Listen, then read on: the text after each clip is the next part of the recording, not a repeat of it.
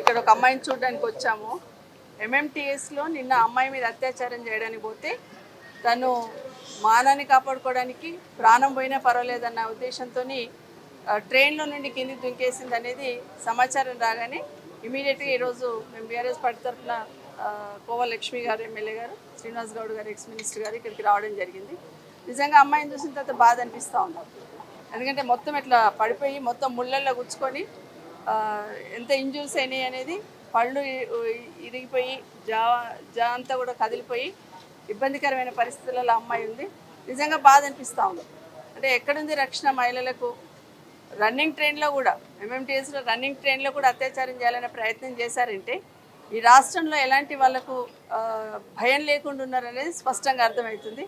ఇప్పుడే ఎస్పీ గారితో కూడా మాట్లాడడం జరిగింది. ఎట్టి పరిస్థితులలో ఈ అఘాయిత్యానికి పాల్పడ్డ అతని మీద యాక్షన్ తీసుకోవాలా, ఇమీడియట్గా అట్లాంటివి జరగకుండా, భవిష్యత్తులో కూడా అట్లాంటివి జరగకుండా ఉండాలంటే అసలు లేడీస్ సంబంధించిన కోచ్లోకి ఎక్కేసి అత్యాచారం చేయబోయాడంటే ఎంత ధైర్యం ఉంటే, నిఘా లోపం ఉంది అని తెలుసుకునే ఖచ్చితంగా ఇన్సిడెంట్ పాల్పడి ఉంటాడు. అట్లాంటి వాళ్ళని అబ్బాయిని ఇమీడియట్గా శిక్షించాలి. అట్లాగే ఈ విధంగా ప్రయాణం చేస్తున్న వాళ్ళకి, ట్రైన్లో ప్రయాణం చేస్తున్న వాళ్ళకి కూడా, అందులో ముఖ్యంగా మహిళల కోచ్ ఉన్న దాంట్లో ప్రత్యేకమైన చర్యలు తీసుకోవాలా. వీలుంటే అందులో కెమెరాలు పెట్టి ఎప్పుడు పర్యవేక్షించేటట్టు ఉండాల్సిన అవసరం ఉంది. ఎందుకంటే ట్రైన్లో ఎక్కినా, బస్సులో ఎక్కినా భరోసా ఇంటికి పోతామనే ప్రయత్నం ధైర్యంతో పోతూ ఉంటారు. కానీ ఏమైపోయిందంటే 15 నెలల్లో చూస్తే బస్సులో ఎక్కితే బస్ డ్రైవరే దాన్ని అత్యాచారం చేసే పరిస్థితి వచ్చింది. ట్రైన్లో ఎక్కితే ట్రైన్లో కూడా ఇలాంటి సంఘటనలు జరుగుతూ ఉన్నాయి. ఎక్కడైనా బయటికి వెళ్తే రోడ్డు పైన కూడా అట్లాంటి పరిస్థితి ఏర్పడుతున్న సందర్భం చూస్తున్నాం. మొన్న ఈ మధ్యనే పోలీస్ శాఖకు సంబంధించిన వాళ్ళు యాన్యువల్ రిపోర్ట్ సబ్మిట్ చేస్తున్నప్పుడు క్రైమ్ రేట్ ఏ విధంగా పెరిగింది, మహిళల మీద అత్యాచారాలు ఏ విధంగా పెరిగినాయి అనేది వాళ్ళే అనౌన్స్ చేస్తూ ఉంటే బాధ అనిపించింది. క్రైమ్ రేట్ అయితే 22% పెరిగిపోయిందని చెప్తా ఉన్నారు. నిజంగా బాధ అనిపించింది. ఇంత సిబ్బందిని పెంచుకుంటూ టెక్నాలజీ పెరిగిన తర్వాత కూడా కమాండ్ కంట్రోల్ లాంటి అవన్నీ ఏర్పాటు చేసుకొని దాదాపు 11 లక్షల సీసీ కెమెరాలు ఏర్పాటు చేసుకున్న తర్వాత కూడా రాష్ట్రంలో ఎందుకు క్రైమ్ రేట్ పెరిగిపోతుంది, ఎందుకు మహిళల మీద అత్యాచారాలు పెరిగిపోతున్నాయి అనేది ఖచ్చితంగా అనాలిసిస్ చేసుకోవాల్సిన బాధ్యత ప్రభుత్వం మీద ఉంది. దాన్ని పర్యవేక్షించుకొని సరైన దిశానిర్దేశం చేసి ఇలాంటి సంఘటనలు జరగకుండా చేయాల్సిన బాధ్యత ఖచ్చితంగా రాష్ట్ర పోలీస్ మీద ఉంది. అదేవిధంగా రైల్వే పోలీస్ వాళ్ళకు కూడా ఊరికే నిఘా ఉంది, ఏదో స్టేషన్స్లలో ఉంది అని కాకుండా ఇలాంటి సంఘటనలు జరుగుతున్నప్పుడు మెరుగైన సౌకర్యాలు కల్పించడానికి, మెరుగైన అవకాశాలను సరిదిద్దుకోవడానికి ప్రయత్నం చేయాలని, ఆ అమ్మాయిని కూడా ప్రభుత్వం తరఫున ఆదుకోవాలని డిమాండ్ చేస్తూ ఉన్నాం. రాష్ట్రంలో ఈ 15 నెలలుగా చూడండి, ఏ అంశమని చూడండి, రైతులను చూసుకోండి, విద్యార్థులను చూసుకోండి, ఉద్యోగులను చూసుకోండి, ఎవరిని అడిగినా, ఎవరిని అందించినా ఒక ఘనత సాధించినాం అన్నట్టు ఎక్కడ లేదు. మరి మహిళలు అంటే ఎంత చిన్న చూపైందంటే అడిగే నాతుడే లేడు. క్రైమ్ రేట్ పెరుగుతుంది అన్నప్పుడు క్రైమ్ రేట్ తగ్గడానికి ఎలాంటి చర్యలు చేపట్టాలని ఆలోచన చేయాలి.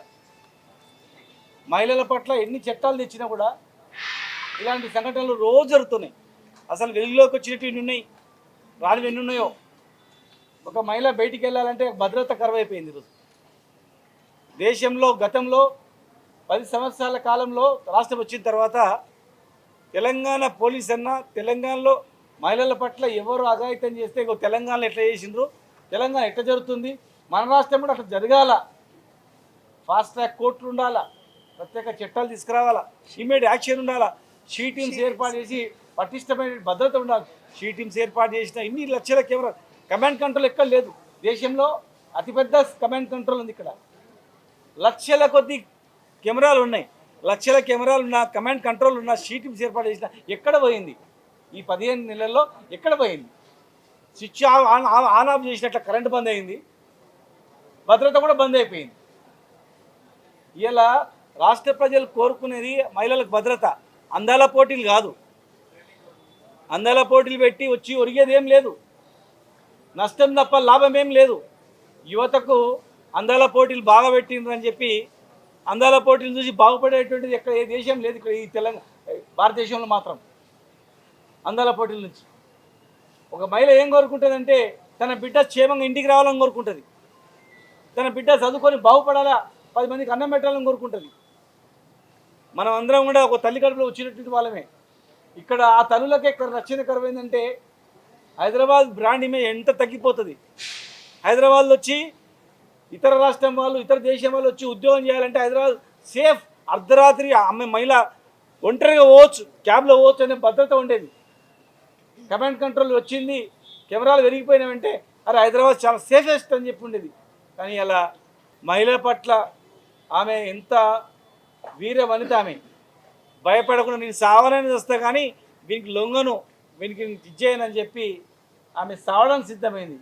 ఆమె మనం నిజంగా కూడా అప్రిషియేట్ చేయాలి. ఆమె ధైర్యానికి అదృష్టవశాత్తు బతికింది. ఖచ్చితంగా వెంటనే ఒక మంచి వైద్యం అందించాలి, సూపర్ స్పెషాలిటీ వైద్యం అందించాలి. ఆమె ఇప్పటి వరకు కూడా డెంటల్ డాక్టర్ రాలేదు, పనులు మొత్తం ఊసిపోయినాయి, మొత్తం డ్యామేజ్ అయింది. ఆమెను ఆదుకోవాలి, దోషులను కఠినమైన శిక్ష. మళ్ళీ ఎవరైనా అమ్మాయిని ఇట్లా ముట్టుకోవాలంటే ఈ సంఘటన గుర్తు రావాలా, అలాంటి సంఘటన గుర్తు వచ్చేటట్టు చేయాలి. రైల్వే పటిష్టమైన భద్రత ఏర్పాటు చేయాలి. రైల్వే మహిళా కోచ్లు ఎవరైనా మగవాళ్ళు ఎక్కితే కఠినమైన శిక్షలు ఇమ్మీడియట్గా ఆర్ఎన్ ఏర్పాటు అయ్యేటట్లు సీసీ కెమెరాలు ఏర్పాటు చేయాలి. అక్కడ ఇలాంటి సంఘటన పునరావృతం కాకుండా భద్రత భరోసా ఇవ్వాల్సిన అవసరం ఉంది. ఇలా దేశం, భారత సంస్కృతి, ముఖ్యంగా తెలంగాణ ప్రజానీకం మహిళలు కోరుకునేది అందాల పోటీలు. ఎవడు కోరుకోలేదు, అందాల పోటీలు కాదు కావాల్సింది. మహిళలకు అదే పైసలతోన ప్రతి మహిళకు సీసీ కెమెరాలు రైల్వే స్టేషన్లలో, బస్ స్టేషన్లలో, రైల్వే కోచ్లలో ఏర్పాటు చేయండి దయచేసి. ఒకవేళ సెంట్రల్ గవర్నమెంట్ కదా అంటే మీరు డొనేట్ చేయండి. అందాల పోటీకి ఖర్చు పెట్టే 200-300 కోట్లను అందులో ఖర్చు పెట్టండి, వాళ్ళ భద్రతను కాపాడండి తప్ప ఇది ఉండదు. వాళ్ళకి ఇట్లా ఏదైనా చిన్న పొరపాటు జరిగినా, వైద్యం అందించకపోయినా ఖచ్చితంగా మేము మా పార్టీ తరఫున చేస్తాం. హోమ్ మినిస్టర్గా అనుభవంతో అక్క కూడా సబితా రెడ్డి గారు కూడా ఎస్పీ గారికి సూచన ఇవ్వడం జరిగింది. మరి ఆ ఇచ్చిన సూచనలు ఇమ్మీడియట్గా పాటించాలని చెప్పి డిమాండ్ చేస్తాం. ఈరోజు ఈ సంఘటన చాలా బాధాకరమైన విషయం అండి. మేడం గారు, సబితా రెడ్డి మేడం గారు, తర్వాత శ్రీనివాస్ అన్న గారు, మేము వెంటనే తెలిసిన తర్వాత బీఆర్ఎస్ పార్టీ నుంచి మాకు కేటీ రామారావు గారు ఇక్కడికి వెళ్ళి చూడండి అని చెప్పడం జరిగింది. నిజంగా ఆ అమ్మాయి చాలా ధైర్యంగా ఆమె ఆ ట్రైన్లో ఆమెకు అత్యాచారం చేయడానికి పోతే ఆమె దూకడం అనేది నిజంగా అసలు ఆమె చావనన్నా చేస్తాను కానీ ఈయనకి నేను లొంగిపోననే ఆమె అంత ధైర్యంగా ఆమె ఒక నిజంగా ఆమెను చూసేసి అందరి పిల్లలు కూడా ఈరోజు ధైర్యంగా ఉండాలని నేను కోరుకుంటున్నాను. ఎందుకంటే ఈ రాష్ట్రంలో ఇప్పుడు కాంగ్రెస్ ప్రభుత్వం హయాంలో ఎన్ని సీసీ కెమెరాలు ఉన్నా కూడా ఇంకా కూడా అన్నగారు చెప్పినట్టు సీసీ కెమెరాలు స్టేషన్లు కానీ, తర్వాత ఏదైతే మన అక్కడ కోచ్ ట్రైన్లో కూడా మహిళలు ఉన్నారని చెప్తున్నారు ఎస్పీ గారు. కానీ అట్లా మహిళలు ఉన్నప్పుడు కూడా ఆ విధంగా జరగడం అనేది చాలా బాధాకరమైన విషయం. నిజంగా ఆమె ఇవాళ దూకిన తర్వాత ప్రాణాలతోని బయటపడ్డది, కానీ నిజంగా అమ్మాయి అసలు ప్రాణాలతోని నేను ఉంటానా అని ఆమె అనుకోలేదు కావచ్చు. కానీ ఆమె అదృష్టం ఉంది కాబట్టి, ఆమె బతకాలని రాసిపెట్టి ఉంది కాబట్టి ఆ అమ్మాయి ఈరోజు చాలా దెబ్బలు తగిలినాయి. వాస్తవంగా పళ్ళు పోయినాయి, మొత్తం కూడా తలకి గాయాలైనాయి, ఇక్కడ మధ్యలో కూడా ఛాతీలో కూడా చాలా దెబ్బలు అయినాయి. కానీ నిజంగా ఆ అమ్మాయి ధైర్యంగా ఆమె ఇవాళ అదృష్టం ఉండి ఆమె బయటపడ్డది. ఆమె తొందరలో మంచి కోలుకోవాలని మేము దేవుణ్ణి ప్రార్థిస్తున్నాము. ఇంకోటి ఏమంటే మేము సూపరింటెండెంట్ గారిని కూడా, మేడం గారు, తర్వాత అన్నగారు, మేము ముగ్గురం కూడా మాట్లాడడం జరిగింది. ఆ అమ్మాయికి తొందరగా మంచి ట్రీట్మెంట్ ఇచ్చేసి ఆమెకి తొందరగా కోలుకోవాలనేసి మేము ఈ సందర్భంగా తెలియజేస్తాం. ఏదేమైనా కూడా ఈ ప్రభుత్వము మహిళలకు రక్షణ లేదు.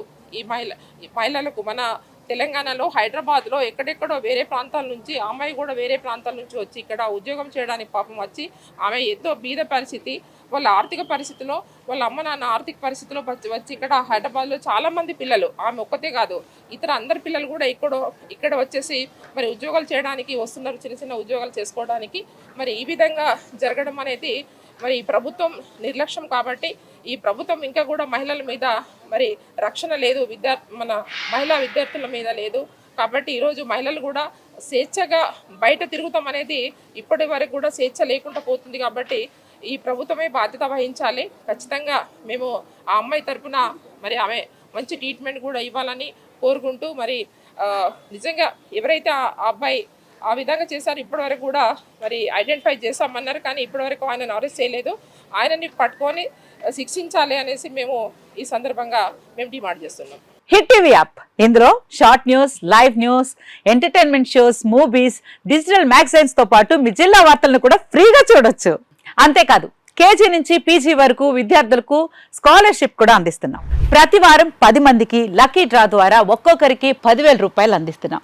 ఇంకెందుకు ఆలస్యం, వెంటనే హిట్ టీవీ యాప్ ని డౌన్లోడ్ చేసుకుని ఫ్రీగా ఎంటర్టైన్మెంట్ పొందండి. Hit TV app. Hit TV app. Please download Hit TV app. Hit TV యాప్ని ఫ్రీగా డౌన్లోడ్ చేసుకొని ఎంజాయ్ చేయండి. మీకు నచ్చిన ఎంటర్టైన్మెంట్ కోసం హిట్ టీవీ యాప్ ని ఫ్రీగా డౌన్లోడ్ చేసుకుని ఎంజాయ్ చేయండి. హిట్ టీవీ యాప్ని డౌన్లోడ్ చేసుకుని ఆస్వాదించండి, ఆశీర్వదించండి. ఇంతమంది సెలబ్రిటీలు హిట్ టీవీ యాప్ ని డౌన్లోడ్ చేసుకోండి అని చెప్తున్నారంటే ఎంత మంచి యాప్ ఆలోచించండి.